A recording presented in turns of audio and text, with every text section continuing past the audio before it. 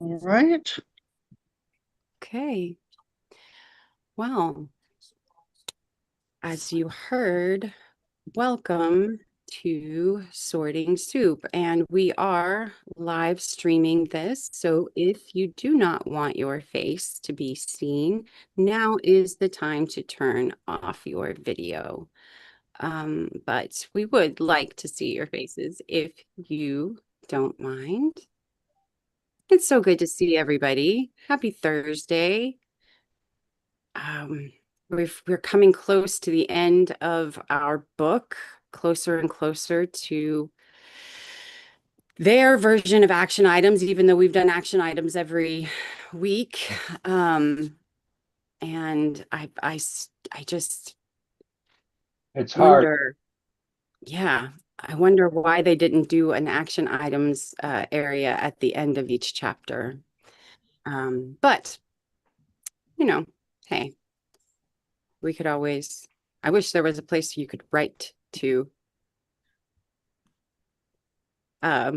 Yes, Matthew, favorite band. Name my daughter after Emily, after one of their albums. Anyway, so how again, welcome. This week is going to be not the easiest of weeks. Not that any of them are easy, right? Um, but we are down a couple. We're down to Rebecca, but we have Beth up, standing up. I'm not there yet. I apologize. But Laura, if you could pop up those Slides. slides, that'd be great. This week, though, we are in chapter 11, America Divided, Polarization and Democratic Decay. And that is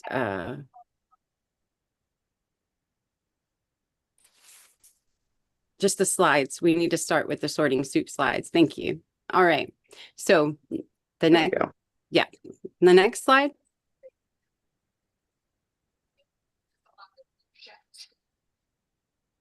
All right. So, hey, I'm Cecilia. I'm a co-facilitator here. And Beth M, she is also a co-facilitator and will also be playing the part of Rebecca today. And Laura will be in the chat monitor space. And I don't think we have Dr. Melissa today, but we do have Dr. Chris. And hopefully Boot will show up a little later. We always are welcoming his support. Y'all, thank you so much. We would hope if you could please mute yourselves when you come in. We'd appreciate it. And everyone, thank you. All right, so I'm going on to Beth for logistics. Next slide. There. Okay. Welcome, everybody. I am playing the role of Rebecca, Beth from Southeast Michigan. So I'm gonna just go over some group norms. So if you need to ask a question or say anything, just please remember to raise your digital hand. Um, let's keep the conversation civil and constructive. And if you perceive a problem, propose a solution. You can also message me. No spamming in the chat.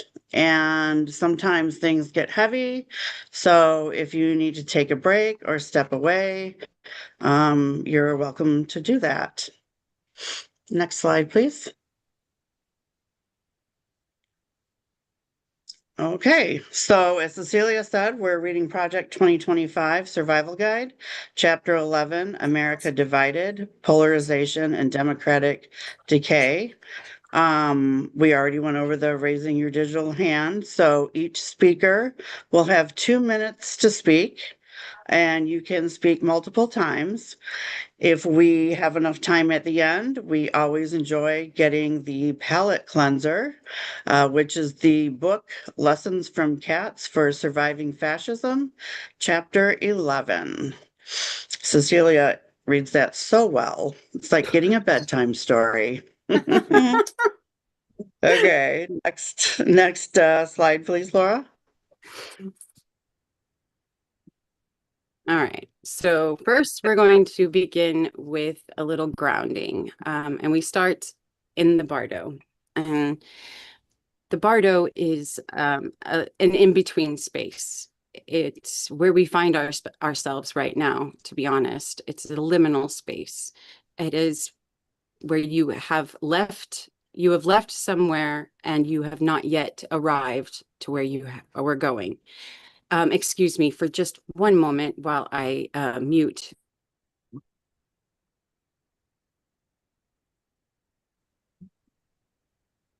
All right, y'all. So let's take 3 minutes just to ground. If it feels okay, let your eyes close or soften your gaze. Let your feet find the ground, and let your seat and your back be supported. Take a breath in through your nose and a long breath out through your mouth. Again, in and out.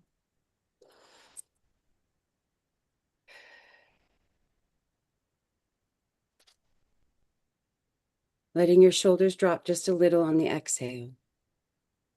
Notice that we are in an in-between moment. Not the last meeting, not the next fight, just here. You do not have to fix anything for these few breaths. We're going to use a simple pattern, in for 3 and out for 6. So breathe in for a count of 3, 1, 2, 3, and breathe out for a count of 6, 2, 3, 4, 5, 6. Again, in for 1, 2, 3, belly softening in as you breathe in, and then out, letting some of your urgency drain down to the floor in a big, long exhale. If your mind runs the to-do list or the headlines, that's okay.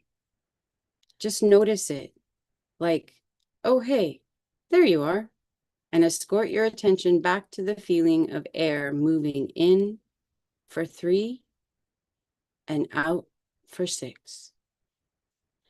Let each exhale be a tiny act of refusal, refusing to let burnout be the strategy of our opponents. Let each inhale be a tiny act of receiving support from this Zoom, this community, the people who have your back. Repeat that in and out. The deep breath in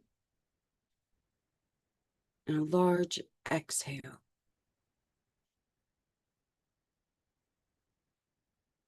Keep breathing naturally now.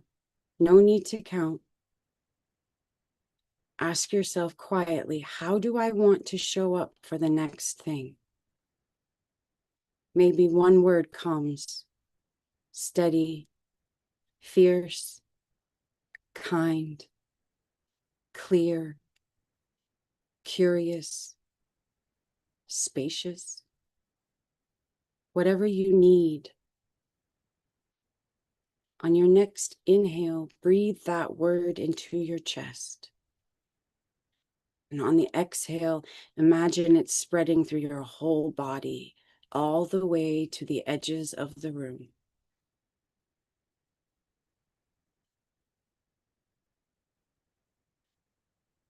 Begin to let your breath get a little deeper, a little brighter. Wiggle your fingers and your toes. Roll your shoulders. Maybe stretch your neck. And when you're ready, let your eyes open and your gaze lift. The bardo of these 3 minutes is complete, and we carry this steadiness back into the world together. Namaste.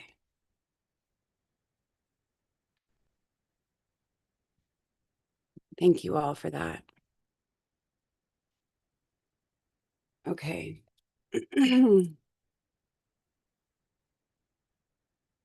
we find ourselves. All right. We need chapter 11 up, Laura. Yeah. And we find ourselves at America Divided. The architecture of conflict, which when you realize that it is literally written into the plan, I think where we are in our country isn't so surprising. But do we have any volunteers for reading today?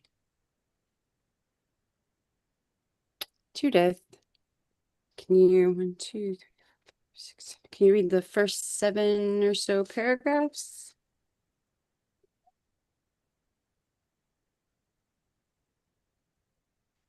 Oh, I guess I need to ask you to unmute. Yeah. I am so sorry. I was just going to let you sit there. Okay. Am I unmuted now? Yes, you are. Okay. Thank you. Let me know if I go on too long. Okay. America Divided, Polarization and Democratic Decay. The Architecture of Conflict. Polarization is often described as a symptom of contemporary politics, a cultural divide, a byproduct of social media, a clash of values in a changing nation. But under Project 2025, polarization becomes something more deliberate. It is not merely a condition to be managed or mitigated, it is a strategy of governance. The division of society into opposing camps, each mistrustful of the other, is cultivated as a means of consolidating power, silencing opposition, and eroding the norms that make democracy possible. The architecture of conflict, once an unintended outcome of political dysfunction, is now being constructed intentionally, piece by piece, from the top down. At the center of this strategy is a narrative of existential threat. The political opponent is no longer someone with whom one disagrees. It is someone who seeks to destroy the nation, its values, its institutions, and its very soul. This form of political theology recasts the Hey, okay, let me stop the video. Pardon me? I am so sorry. Please continue. Oh, okay. I thought someone was saying. Okay. This form of political theology recasts the democratic debate as moral combat. Every policy becomes a battlefield, every compromise a betrayal, and every opponent a heretic. Project 2025 draws its energy from this moral absolutism, embedding it in the language of patriotism, religious duty, and national survival. The structure of this conflict begins with identity sorting.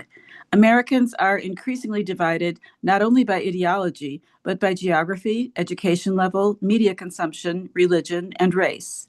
Project 2025 accelerates this sorting by reinforcing rigid cultural binaries: urban versus rural, secular versus religious, cosmopolitan versus traditional, elite versus working class.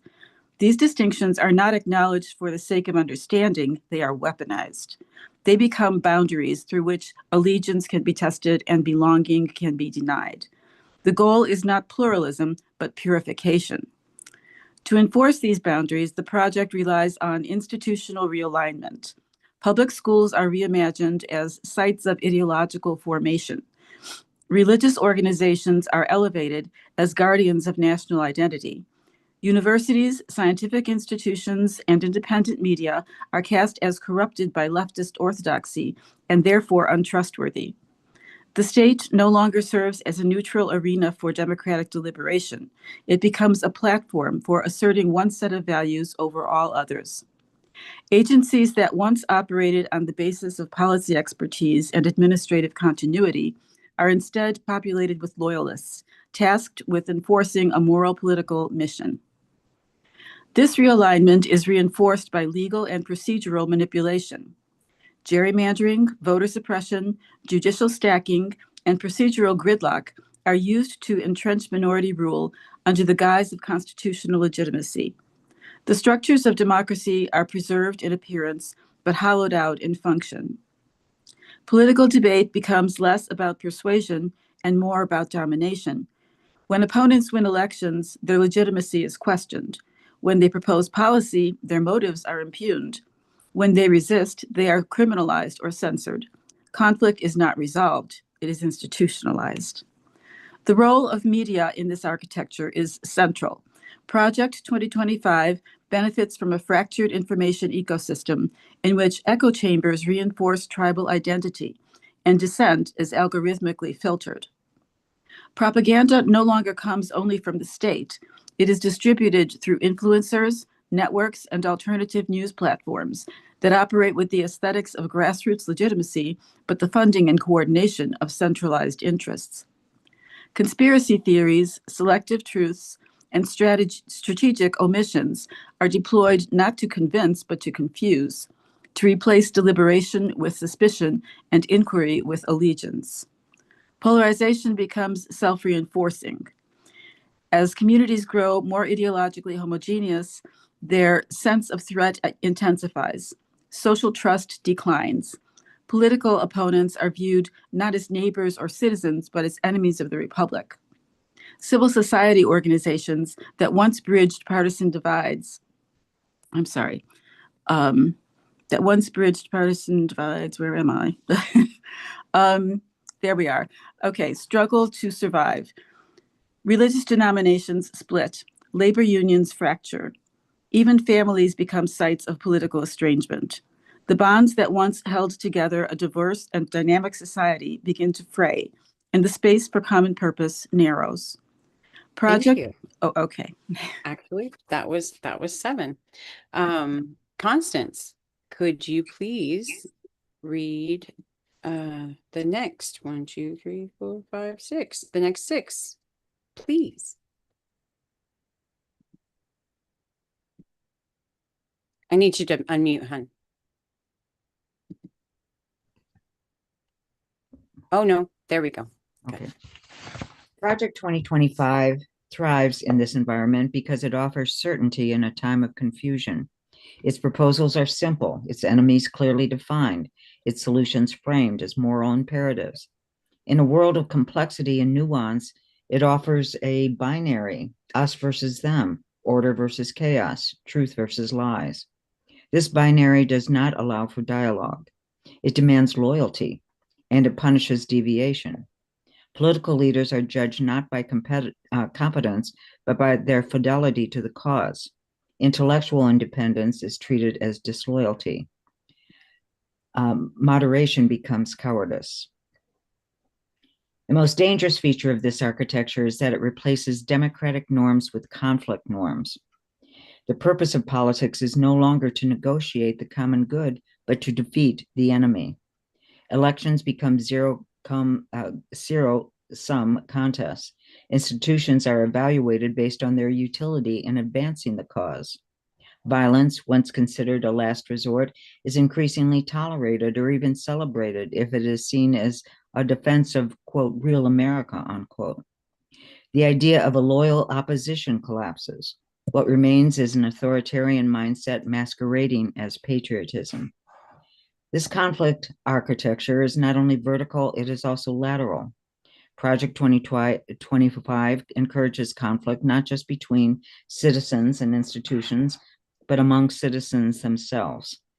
Local conflicts over curriculum, public health, housing, or policing are stoked and politicized. Neighborhoods become battlegrounds. School board meetings turn into performance venues for ideological posturing. Civic leaders are harassed. Polarization moves from Congress to the sidewalk, from policy rooms to dinner tables. The country does not just disagree, it splinters. This fragmentation serves a purpose. It makes collective action harder. It weakens labor organizing, environmental coalitions, and multiracial movements for justice. It replaces solidarity with suspicion and discredits the very concept of shared fate. If no one trusts anyone else, then no one can build power outside the official structures of control. Project 2025 does not need to ban opposition. It only needs to prevent it from cohering. And while this strategy may deliver short-term political victories, its long-term consequences are catastrophic. Democracies do not die from coups or legal collapse. They die from a slow suffocation of norms, from the erosion of trust, and from the exhaustion of the people forced to live under constant conflict. When every issue becomes a battlefield and every disagreement a referendum on identity, politics ceases to function. The state becomes a stage and governance becomes performance. What Project 2025 builds is not a united country, but a controlled division, a nation where conflict is managed, but never resolved, where democracy exists in form, but not in function, and where the achievement of conflict becomes the framework for power itself. Wow. Do you want me to continue or shall we go on or no? No. I'm unmuted, but I don't know if this is You Julie. can go ahead, Julie. Okay. I can't see the screen. I'm just looking at the text. Disillusionment, apathy, and extremes. When conflict becomes the default condition of political life, when public institutions are hollowed out, trust erodes, and every difference is framed as a threat. What follows is not perpetual engagement. What follows is a deep and corrosive disillusionment. Disillusionment. The citizens of a polarized republic do not remain perpetually energized. They grow tired, they retreat, they disengage, and in that vacuum, extremism thrives. Project 2025 does not merely survive in this environment, it requires it.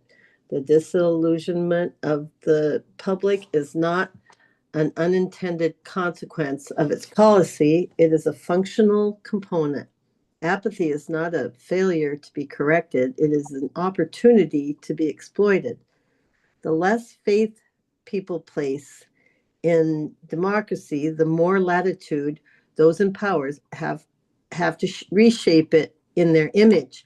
And as the center weakens, the extremes grow stronger, pulling discourse away from compromise and toward confrontation. I can't say that word, I'm sorry. Disillusionment begins with the collapse of institutional credibility. Citizens who see courts politicized, elections manipulated, and laws unevenly applied come to believe that the system no longer functions or functions only for the powerful. This belief is not unfounded.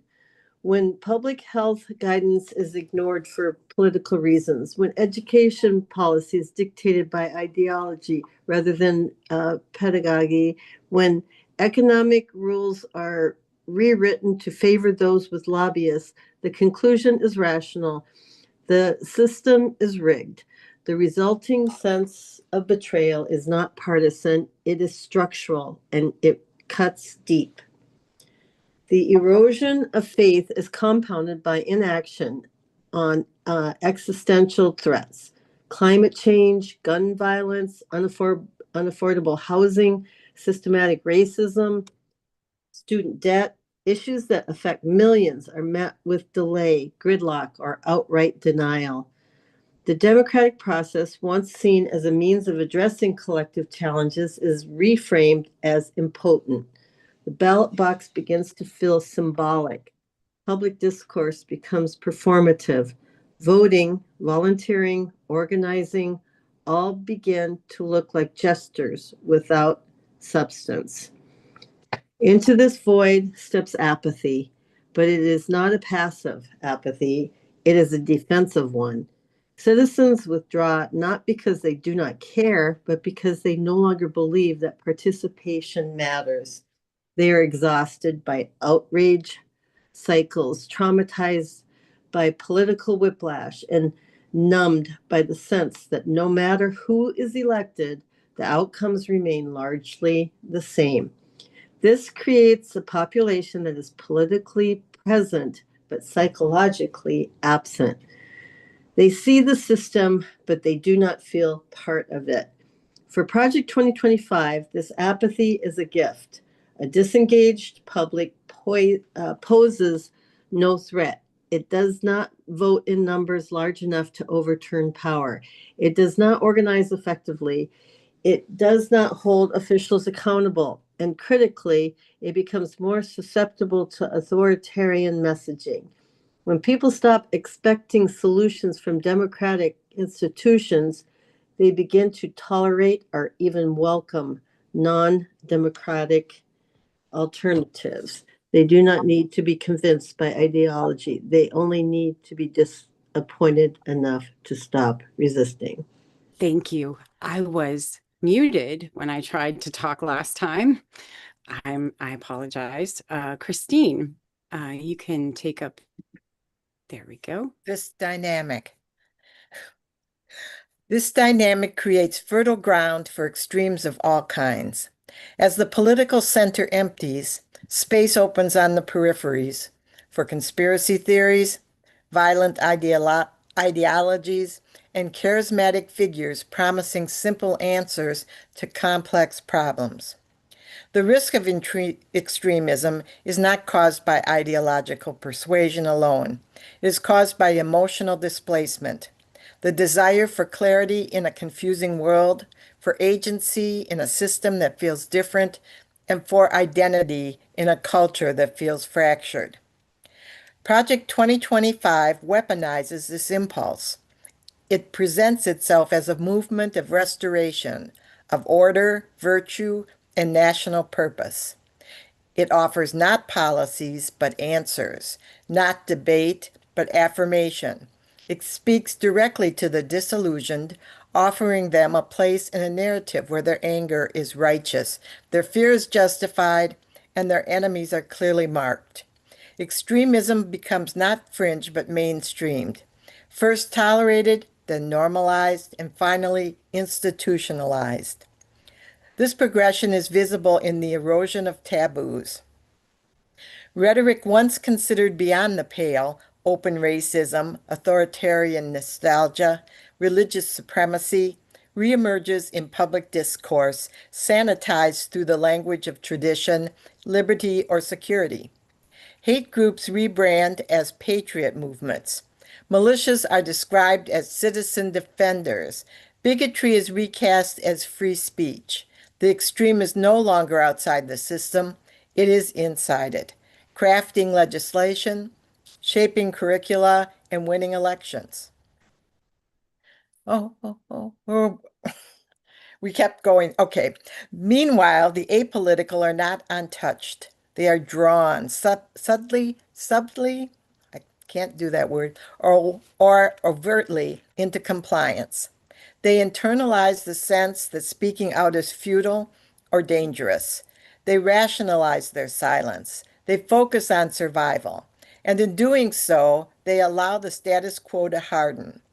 Democracy does not die because of mass rejection. It dies when enough people decide not to defend it.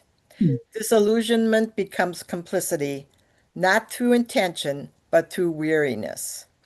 What emerges is a political environment that is simultaneously volatile and stagnant.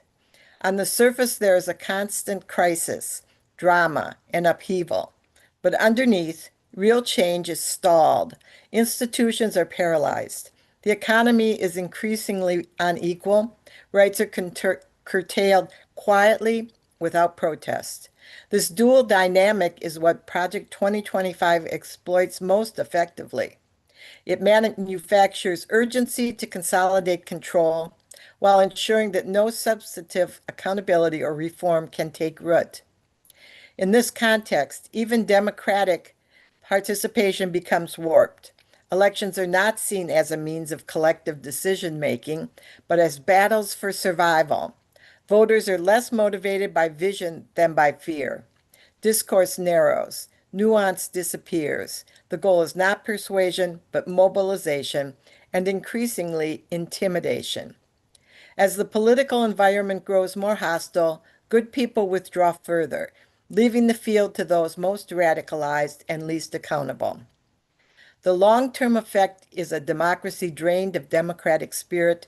Institutions may remain, elections may be held, laws may be passed, but the deeper commitments to pluralism, deliberation, mutual respect are gone. The civic culture that sustains freedom erodes, and in its place, a culture of fatigue and fanaticism takes root. Oh, I can do those two. Disillusionment, apathy, and extremism are not unrelated phenomena. They are stages in a process of democratic unraveling. Project 2025 understands this and positions itself to thrive at every stage. It offers a home for the disillusioned, a narrative for the apathetic, and a weapon for the extreme. The danger is not that people will rise up in anger. The danger is that they will stop believing that anything can change. And in that silence, those still hungry for control will take everything that remains. Thank you, Chris. All right, Dr. Melissa, I'm glad you were able to join us. Yeah, me Would you too. read 1, 2, 3, 4, 5, 6, 7, 8, the next 8 paragraphs, please? Sure. Thank Thank you. you. You can hear me, right? Oh, Hopefully. yeah. Okay. Is democracy, if it's too loud, let me know. I can't fix it, but is democracy still a shared value?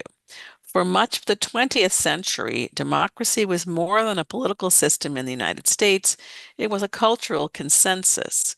Even amid fierce partisan conflict, institutional failures, and social unrest, there remained a baseline agreement that democratic governance, defined by the rule of law, regular elections, pluralism, and civic participation, was the common ground upon which political life was built. Today, that consensus is fractured. The question is no longer how to make democracy better. The question increasingly is whether democracy is still a value that Americans share at all. This fracture has not occurred overnight. It has been the product of decades of institutional decline, economic disillusionment, cultural sorting, and partisan realignment. But under the framework of Project 2025, the rupture is no longer a drift, it is an agenda. The erosion of democratic norms is not treated as a crisis to resolve, but as an opportunity to seize. In this vision, democracy is not a principle to protect, but a tool to be used or discarded depending on its utility. What replaces democracy in this model is not dictatorship in its classical form. It is a system of managed representation where the elections occur but are undermined by voter suppression, gerrymandering, and disinformation, where laws are passed but serve the interests of an entrenched elite, where institutions exist but are staffed by loyalists who view dissent as sabotage. The facade remains, the substance decays. At the rhetorical level, Project 2025 embraces democratic language while hollowing out its meaning. Terms like liberty, accountability, and popular sovereignty are invoked constantly, but they are redefined to serve a narrow ideological framework. Liberty becomes the freedom to impose one's beliefs on others. Accountability applies only to enemies.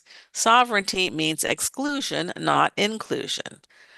This rhetorical appropriation allows the project to claim legitimacy even as it undermines the very foundations of democratic life. The cultural consequences of this shift are profound. In a truly democratic society, disagreement is not only tolerated, it is expected and respected.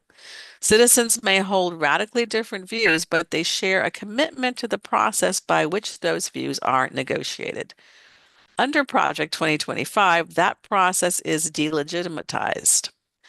Opponents are not just wrong, they are portrayed as enemies of the nation, threats to its very survival. Debate becomes heresy. Compromise becomes capitulation.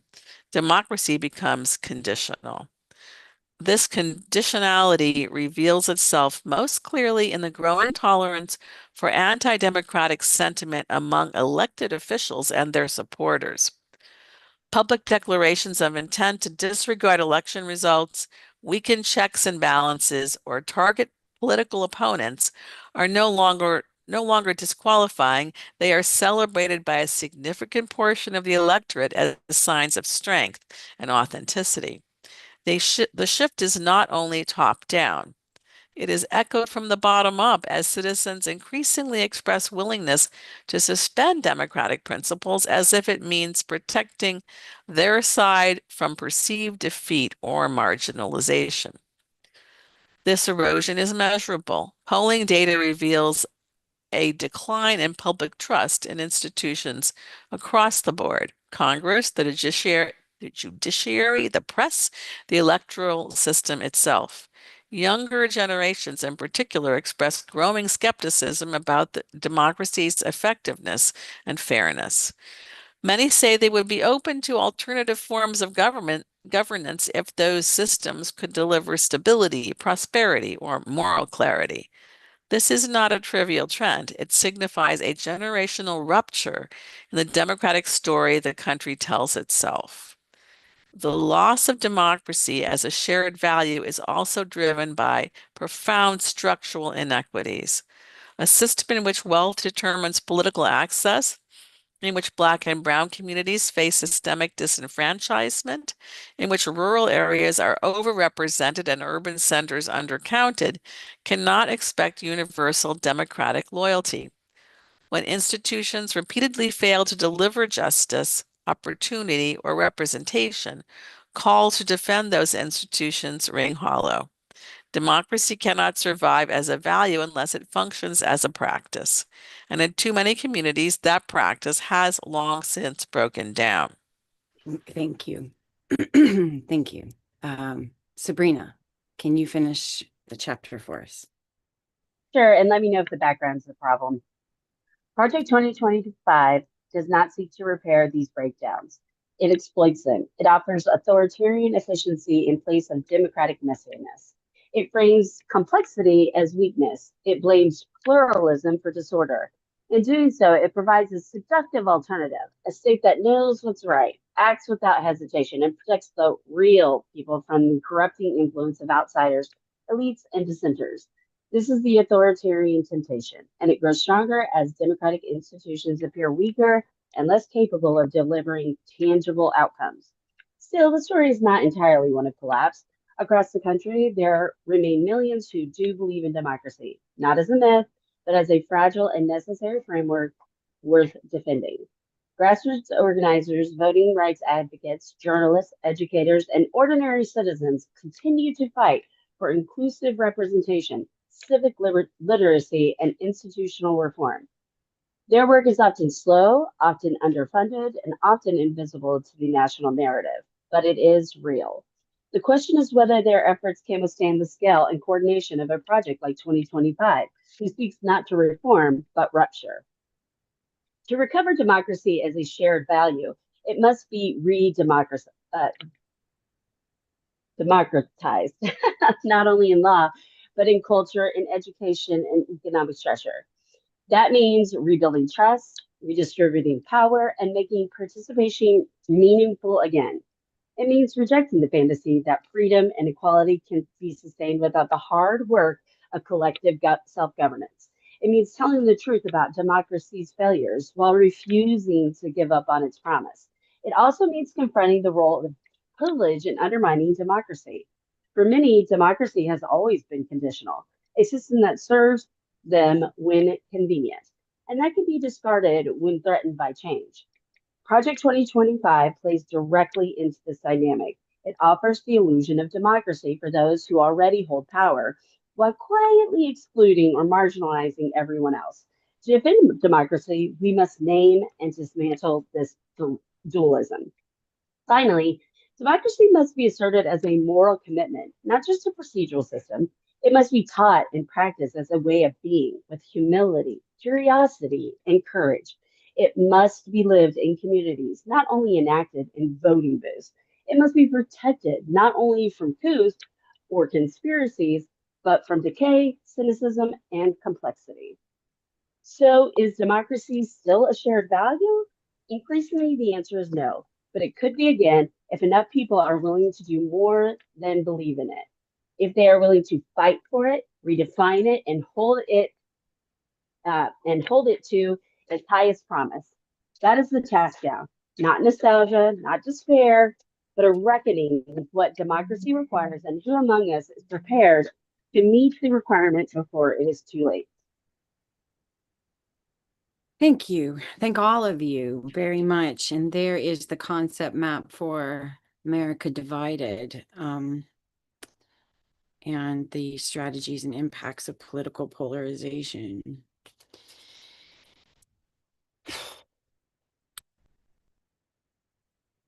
I feel like we finished this kind of quick. Do you? I feel like there's plenty to talk about. Yeah. Yeah, true Like, that. I feel like there's just so much to talk about. I was Constant. just But yes, yes, yes. I feel like we went through that very quickly. I think we finally got the hang of this, y'all. What, on chapter 11? Yeah, didn't take too long. All right, Constance. What, you need to unmute though. I think I've said this before, but I'm really glad we read this book in 2026. Well, starting, I think, toward the end of last year, but at this time last year, we were all doom thinking that everything was lost, and we tried to keep a stiff upper lip, but in our guts, we felt that it was over in many respects. For me, I no longer feel that way for a couple of reasons. I'm seeing that he hasn't been able to pull the wool over everybody's eyes, and they're feeling the effects of his policies, mainly because he effectuated them very quickly. They say in autocracies that last, that the changes have been made more gradually, and he did them so quickly, and of course without much thought. He just rules from his gut, that he's made a mess of things, and so that has affected the effectiveness of his policies. So and then the other thing that makes me feel like he hasn't gotten the best of us is what happened in Minnesota. Yeah. And it says in here on page 98, to recover democracy as a shared value, it must be re-democratized, not only in the law, but in culture and education and economic structure. That means rebuilding trust, redistributing power, and making participation meaningful again. I can't think of more meaningful participation than what has happened over the last 2 months in Minneapolis. That's for me. I'd like to hear others' opinions on it. It means telling the truth about democracy's failures while refusing to give up on its promise. And that's what I think they did as well. And we need to tell the truth about democracy's failures. But I think what Minnesota taught us and inspired us to do is refuse to give up on its promise. I agree. And I think it's important not to think that we have the only democracy that works, that we're not we don't have it all figured out, that right. We can do better. We must do better. Yeah. Right. So yeah, thanks, Constance. I appreciate you. All right, Dr. Melissa, you're up next. When I agree with Constance, I think it's interesting that this is an older document before our current times, like that was predictive of the future based on Project 2025. So the differences I see between that and what's happening is that I think there is maybe less apathy than predicted. Mhm. and more activism, at least with the people I'm hanging out with here. But I think it is true there's less apathy. I think there's more coup-like behavior. They said, oh, this is going to be all this subtle. Hasn't been as subtle. And I think your point is well taken, Cecilia, in that we have to decide what our democracy is going to look like. And I think that last section really pointed out the problems that the democracy has been, a democracy for some and not all. And that has created opportunity for Project 2025 to take hold. So those are my thoughts at this time. Thank you. Thank you. And I will just say their first 100 days were scripted. So what they did in those first 100 days, like they had that planned. So I mean, they were bumbling, but I don't know. Anyway, Sabrina, you're up next.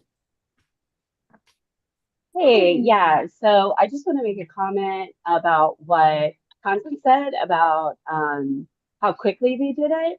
I think also a real problem with this takeover is that they have not shown how the people are benefiting from this. I mean, I was reading about Hitler and, the Autobahns and other things came about during his time, which was a benefit, like vacations for Germans and stuff. That was something they actually got from it, right? And so I wonder if that is part of the reason that people aren't just jumping on the fascism bandwagon. Lots of people don't know what's going on, I think, but I do think modern technology is allowing for a lot more education of people. And I know it can be a bad education, like you have to double check your stuff if you're watching TikTok or whatever. But my son, and I'm pretty sure TikTok told me about the problem. Like he kind of pointed out like the whole thing with the Gaza Strip, and not that I didn't know about all that, but why we should be defending the Palestinians and all this kind of thing. And I learned from him, about this kind of stuff. And I know he got that from modern technology and all that stuff. And I learned from modern technology. And I'll say one more thing. I think Pam Bondi's recent, we'll call it a congressional hearing. I'm not sure that's what that fiasco was, but she is the epitome of this, right? All she did that whole time was divide, try to take down the Democrats, and the Republicans are popping off about stuff that it's like, you don't like they're talking about stuff that is so irrelevant. I wish she would have talked as passionately about defending the Epstein survivors and investigating that as she did the poor representatives and senators who got their phones, confiscated or, tagged or whatever. They took their information. I'm like, Americans have been doing that to a lot of people for a long time. I don't see how that's a bigger deal. Like, whatever. I'm not in the mood for it. Yeah. So anyway, yeah. that's all. Thank you, Sabrina. I appreciate you. And I agree. That was it was a disgrace. But Bruce, you're up next. Okay. When I heard this as it was being read, I kept thinking, this is what Trump administration and Russell Voigt have been trying to do. It's one thing after another, I kept hearing. Let's see. The deliberate strategy of governance, silence opposition, consolidate power. Well, his executive orders and how he's trying to consolidate everything in the executive. Silence opposition. Well, they claim dissents are domestic terrorists. I mean, some of those executive orders stated that, and he's made some comments about that. Every compromise is a betrayal. He wants it his way. Yeah, there have been a couple of compromises because he hasn't been able to get his way all the time. But for the most part, this is what he wants and what he's laid down. They want loyalists. Well, look what's happened to the civil service. Government is, a lot of people left. They filled it in with their own people, and they want loyalists here and loyalists there, so they'll carry out whatever he wants. And Bondi is a good example of it, and she showed it yesterday. My goodness, it was very, very humiliating. And as an attorney, I was really ashamed of how she acted, on behalf of not only attorneys, but the whole country. And she's supposed to represent the people, not the president. Right. Propaganda is to be the state influence. Well, it's not just we don't have state TV yet, but, he's taken over some of CBS.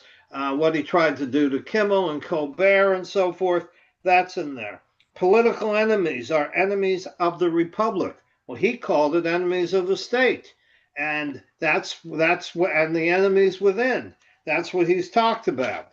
Let's see what else we got. More violence is tolerated to define, to help the cause. Well, look at the deployment of the military and ICE and what we've been experiencing. That's gone on. The fragmentation makes collective action harder. That's what he's trying to do. But groups like this and Indivisible, if you attended today's national meeting, we are strong, and other organizations are strong also. So we're preventing them from prevailing in that regard. They want apathy, but they're not getting apathy, although many people have become apathetic. And then hate groups are rebranded as patriots of the movement. Look what he did with January 6th. A lot of hate groups were pardoned, and the Proud Boys and Oath Keepers, and some of those may even be ICE agents. We don't know. Militias are citizen defenders. Again, these are things that he's trying to do. He says bigotry is free speech, and look what it says in here about black and brown people, how they're to be treated, and that wealth continues to dominate. All these things are what he's trying to do, and many of them, like wealth, is dominating. Let's face it, they've got their tax cut. They've prevented regulation of AI at the moment, and so forth. There's a lot going on. So that's how I took it. But I was glad to hear the end of it, which talked about how we can resist it and how to keep democracy alive, and that it can be overcome. Yeah. So that's it. I had said enough. Thank you, Bruce. I appreciate you. All right, Robin, you're up next. I guess Bruce and Constance and Dr. Melissa, Sabrina, they all lay down we read. I'm just gonna, what I heard today was that, they track president's approval, right? This Gallup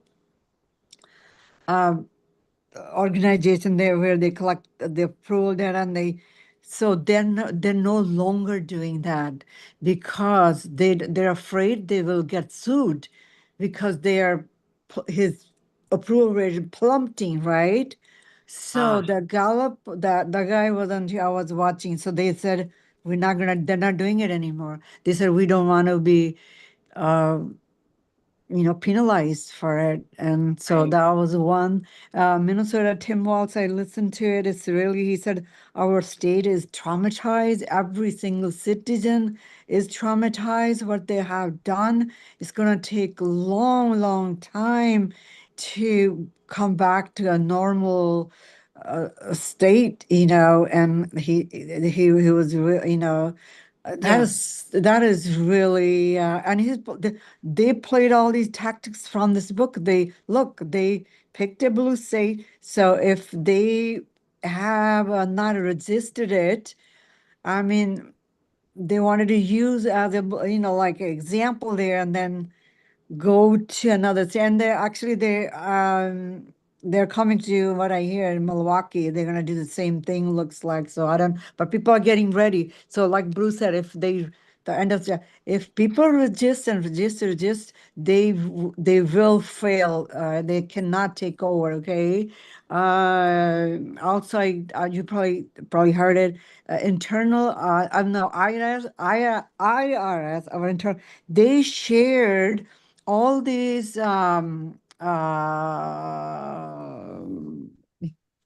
people, immigrants or whatever, their data with the DSH, and that's where they have gotten a lot of information about these people. And I guess there are going to be lawsuits going on. How many lawsuits going to be going? Because it's a violation of federal. So The I don't know. ACLU is going to be busy. That's why we need to give them any money that we have, any spare money, donate to the ACLU. They are Okay, going to be I busy. will, I will. And did you see the speech there? He rolled back all the EPA policies that he said the green grass, they're a hoax. It's not Yeah, I know. true. He's been saying that for a while. And But he now told, officially today, he had like a conference on the TV yeah, I know, today. hon. He told But that he told all the oil execs that if they gave him $1 billion, he would. right. So, Mhm. but anyway, it's a pretty scary stuff. And yeah, we have to keep on resist. If everybody from the grassroots just come up and resist, I think we'll be fine. Like Constance says, I felt the same way last year, but since I am on this group, I do feel hopeful that we will. But it's gonna be hard. It's not gonna be easy because it's only 1 year. Look, he got 3 more No, years. hon. I know. Yeah. I know. So anyway, that's my 2 cents. All right. Well, thank you, Robin. I appreciate it. All right, Judith, you're up next. Okay, can you hear me? Yes, ma'am. Yeah, the readings, of course, were very thought-provoking. A lot of it is already happening. And I noticed a couple areas, though, that were a little bit contradictory for me. For instance, the author objects, as we all do, to the rise of extremism as being deleterious to democracy. But at the same time, he points out that one reason people are disillusioned with democracy is because the outcomes seem to be always the same, which is kind of the result of centrism, if you think about it, because people compromise a lot. And of course, there's always money in the background, as Bruce pointed out for us. There's always been money in the background. Lobbyists pay both parties. And so there's not much movement. So the author, like most of us, is impatient for some movement in a progressive direction. But centrism is one reason why things haven't happened much, and the outcome seems to be the same regardless of who is in power. So yeah, we don't want extremists, especially not the other extremists. Our extremists might be, somewhat good, but you know what I mean? And so there's sort of a contradiction in there, in that he's saying extremism is bad. I mean, and he does say that democracy has its faults. So that's one little knot that I have in the readings from tonight. And another one is the issue of identity. He says that the Project 2025 people want to exploit issues of identity to further divide the population. But I mean, if we're going to be honest about it, Democrats have done their share of that too, in promoting the causes of minority groups. I'm not saying that was a bad thing to do. It's just that by bringing it to the public fore, it puts a magnifying glass on it in a way that can be exploited by the bad side, by the bad guys. You know what I mean? So we've had our contribution to identity politics as well, and they're exploiting it in a different way. But so there were a couple little contradictions in there, and if any of you have thoughts on that can help me iron out these wrinkles, I would appreciate hearing them. But those are my thoughts for now. Thank you. I agree with you. And actually, that came up today, in that Dems have been utilizing much the same thing in red states, not doing as much as they could because they don't have to, because people are so starved for something, they're so starved for representation that Democrats don't really have to overperform. They just have to show up. And it's kind of sad, to be honest. Joseph, you're up next. Thanks, Cecilia. I wanted to thank Constance for the optimistic point of view. I agree, there are some good things happening.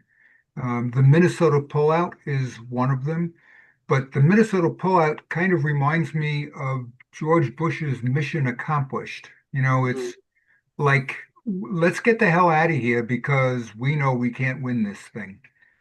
That's good. The other good thing that happened was the Democratic governors being re-invited to the governors' conference. And the reason why they were was because Republican governors told him, you can't do this. We're not coming unless the Democratic governors are there as well. But on the other hand, we can't just rest. Not until at least the middle of November, when we could take a rest after having gotten back a Democratic-controlled Congress. Thanks, guys. Have a great evening. I'm going to run now to another workshop on Minnesota, the lessons we've learned from it. So take Sounds care. good. Have fun. All right. Thank you. Thanks so much, Joseph. All right. Chris, you're up next. Okay. One of the things I keep looking for and I can't find is a definition of democracy. And the only reason I thought about that is I was back when I learned about Charlie Kirk, which was about a month before he died, there was a program on NPR, and his position or his thesis was that the word democracy is not mentioned in the Constitution anywhere. So therefore, we don't need to worry about it. So, and to me, it's more like the air we breathe, so that the Constitution defines what democracy is. And we have, I don't know, I struggle with dumb things. Well, I don't want to call it dumb, just Yeah, this is not dumb. Just so you know, okay, democracy is a system where government authority is based on the consent of the governed, expressed through free, fair, and regular elections with broad voting rights. All people are meant to have equal political rights and an equal voice, so each person's vote has the same weight. Majority decisions are balanced by protections for the rights and freedoms of individuals and minority groups. Power is limited and checked by the rule of law, independent courts, and safeguards like free expression, a free press, and freedom of association. we need to repeat that a lot. The the other thing was I shared with Bruce is the Pam Bondi's conduct in that hearing. That all of that to me is designed to take away respect from the legal system. So we've got all these baseless lawsuits that they're filing. They're taking this retribution tour. I don't think Trump cares about winning. He cares about punishing. And people who go have to respond to these lawsuits have to have attorneys. Some of the attorneys are working pro bono, but for the most part, they're those very expensive Washington $1,000 an hour attorneys. And that reminded me of way back when, maybe 20, 30 years ago, when I was a much younger attorney, we did Winnebago County in Wisconsin has tours for Law Day, which is also May Day. So I did have one of the teachers thank me for. We just happened to have a judge who was it was sitting on the bench, and I came in and I'm like, "Your good afternoon, Your Honor," and all this, and she thanked me for showing respect to the court, so that her students could see. It's just not we come in and say, "Hi, Bill, how are you?" They're Right. they're the judge. They're the ones in charge. I'm going to babble just a little more, and it really, really irritates me to have this anti-judge sentiment that the Trump administration is promoting, because they aren't renegade judges when they follow the law. They just aren't ruling the way he wants. That's right. But I'm that's done. what he's trying to tell Yep. everybody. But thank you, Chris. I appreciate it. It's good Thank that you. we remind everybody that. Paula, hello. Oh, you need to unmute. Yeah, Deb, there you go. can you hear me? Okay. Yeah. This is my first time speaking because I don't know how many of you do any lobbying in your state capital, but I do a lot. I'm a union person.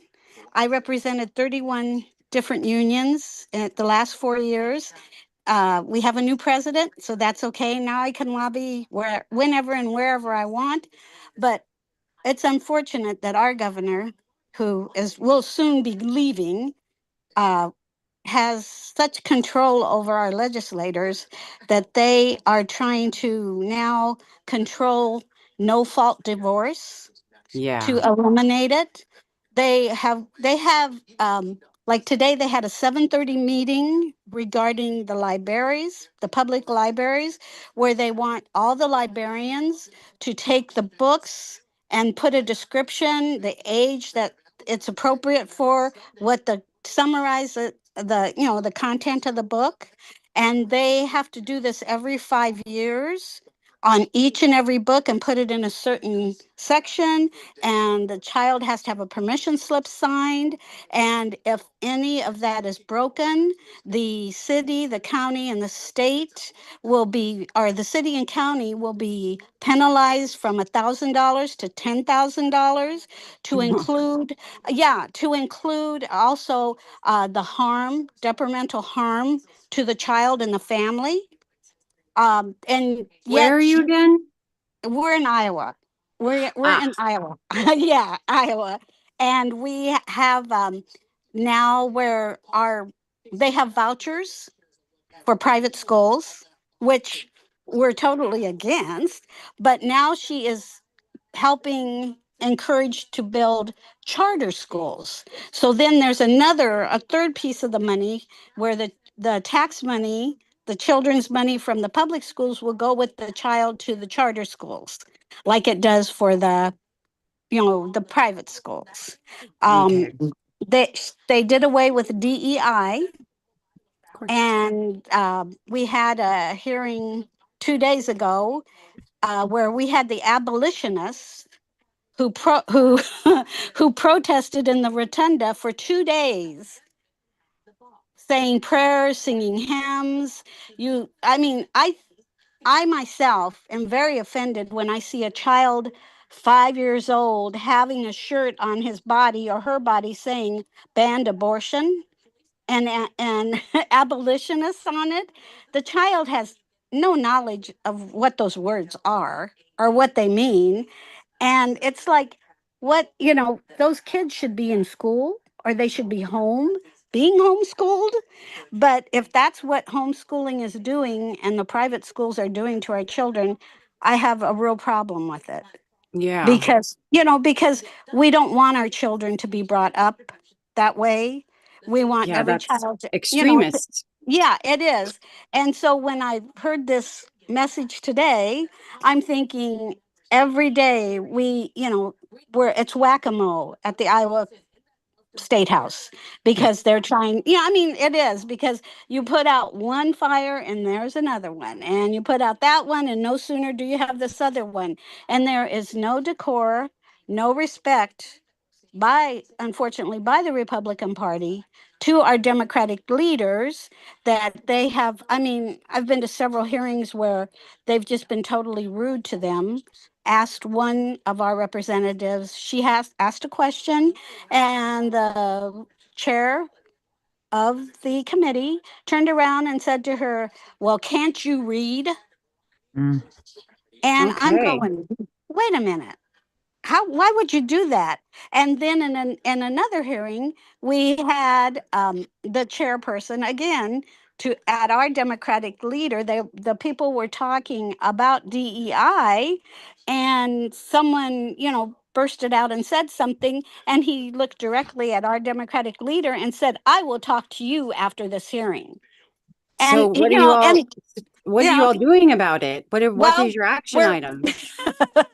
what we're trying to do is to get some of the Republicans to say, no, don't vote for this. We're lobbying them each and every day, Right. with saying this is not right. And there are some that are trying to work with us. But then you have these young individuals who are they're they don't know how to wipe their nose, Oh. are sitting up there going right out of the book from Trump and from the governor, and Yeah. And just page by page by page, everything we talked about tonight, they are trying to do in Iowa. And of I'm course, so sorry. yeah, and we have primaries coming up. We have excellent candidates to run. And Good. so so our goal, of course, is to elect a Democratic governor and go down the ballot. But Primary, all of them. that's what we're hoping to do. But even our auditor, our governor cut him at the knees. He can't That- even, he can't even subpoena okay. records Well, to do an audit. well, Miss Paula, I know we have a lot of people Yep, from I Indiana who know, tell but us what's thank you going so on, much. but we know that we have a lot of and down in Texas. So we hear Yep. and we want you to come back and tell us what you're fighting. Like come back and keep us updated as to what you're doing. And ice is on the ground. I know, honey. I know. Ice I is know. on the All right. ground. We'll Okay, hear from thank you you. again. All right, Constance, you're up next. Yeah, so I do want to clarify that I am not a Pollyanna. I think most people who know me would agree to that because I am very capable of descending into the deepest depths of despair, in a moment's notice. But I do think it's important as I read through this book, and I'm so glad we've read it, to take stock of where we are now versus where we were a year ago and why that happened. Because what I see happening is when things happen when in relationship to as a reaction to Trump's policies, like with the tariffs, when the stock market tanked, he became softened up on the tariffs to some extent. When Minnesota happened, he doubled down, and then he saw it was a losing game, and he's pulling out.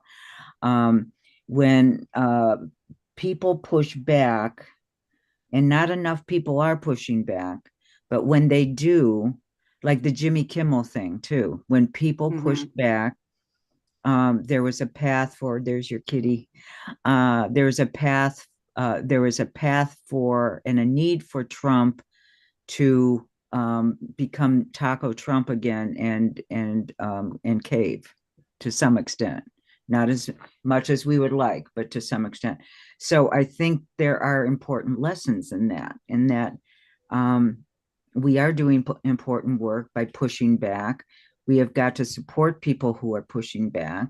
We have to continue to find paths to push back and celebrate when pushing back has affected some real results. Because, we can't, I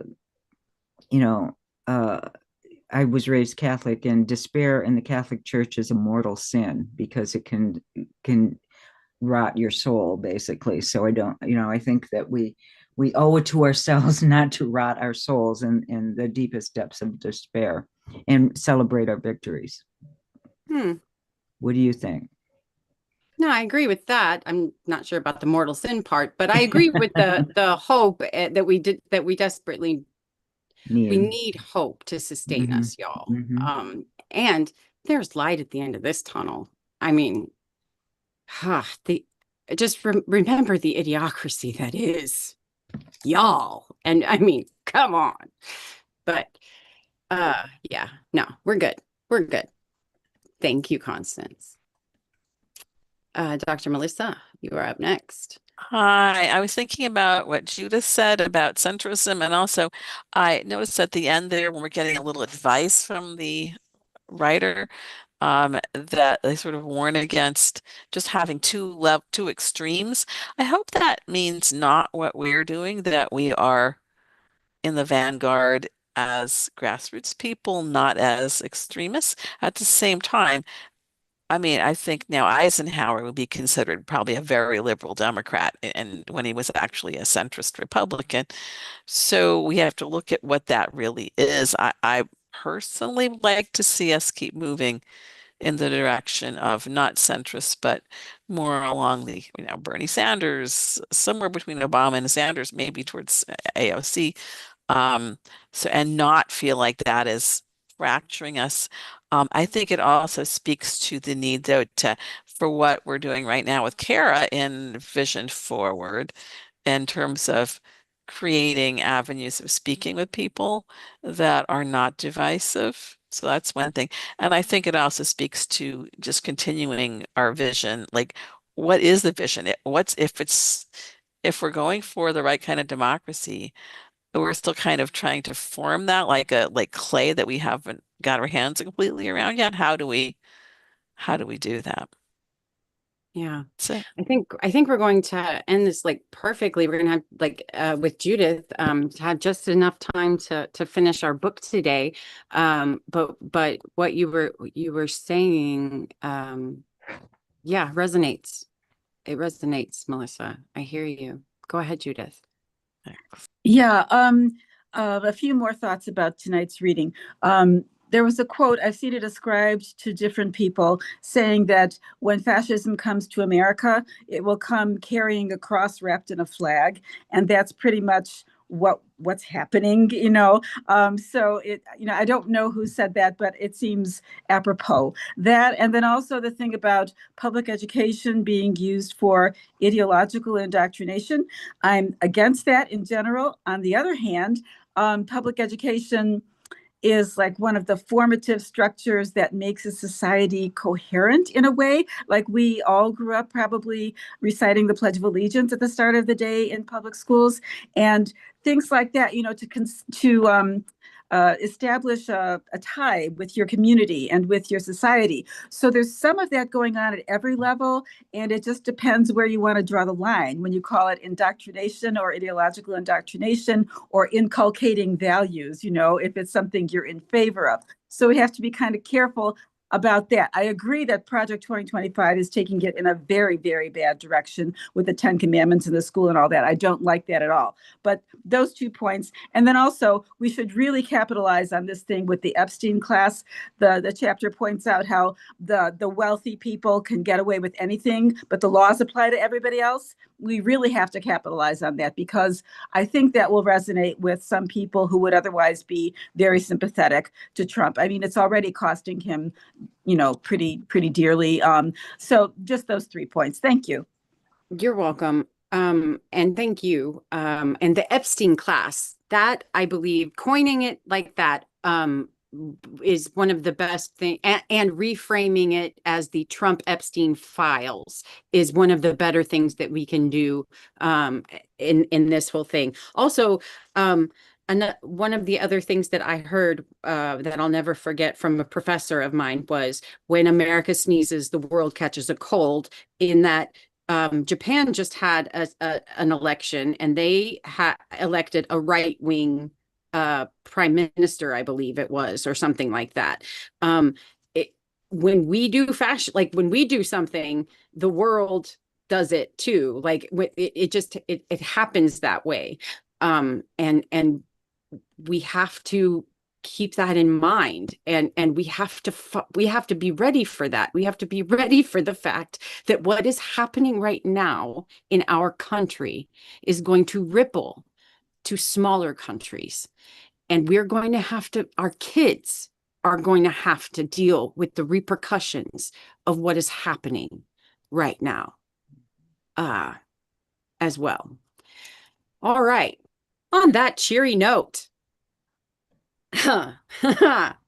moving on to our other book.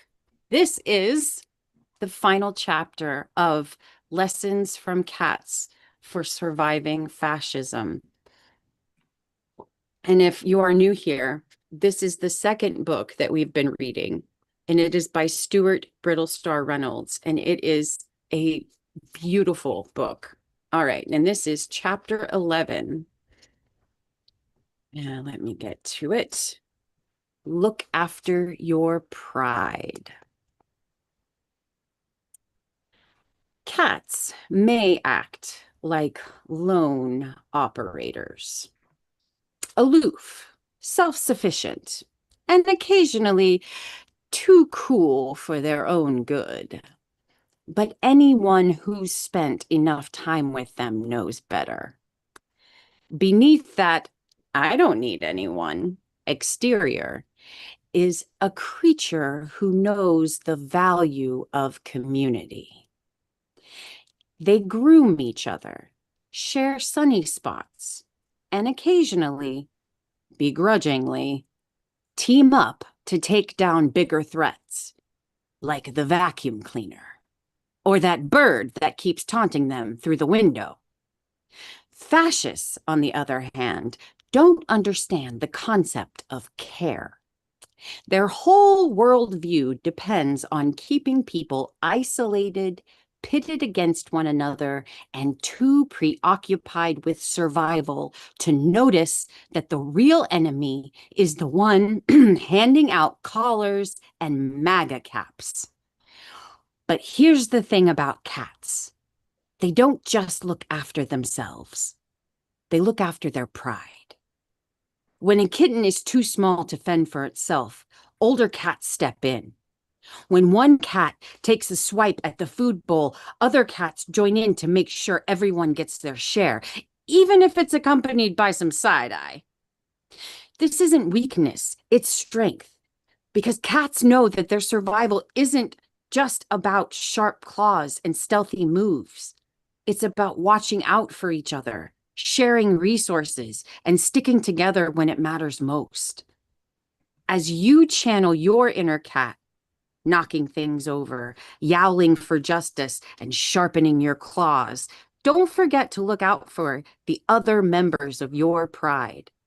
Groom each other, metaphorically speaking. Share strategies. Offer a sunny spot to someone who's been in the shadows for too long. And when the time comes to face the metaphorical vacuum cleaner of oppression, go in as a team. Hold on for 2 shakes. There we go. Fascists can't handle solidarity. They bank on division and discord, assuming that people and cats are too selfish to cooperate. But the moment they see a room full of uncollared, well-fed, razor-sharp individuals working together, they lose their footing. Wait, they'll mutter. Aren't they supposed to be fighting over that chair? Why are they sharing it? Because, dear leader, we understand what you don't. Taking care of each other is the ultimate power move. So whether you're licking your wounds, sharing resources, or simply offering a comforting paw to someone in need, remember that caring for your pride isn't just kindness, it's strategy. A well-cared-for pride is a force to be reckoned with, the kind of collective power that no fascist Project 20 whatever can predict.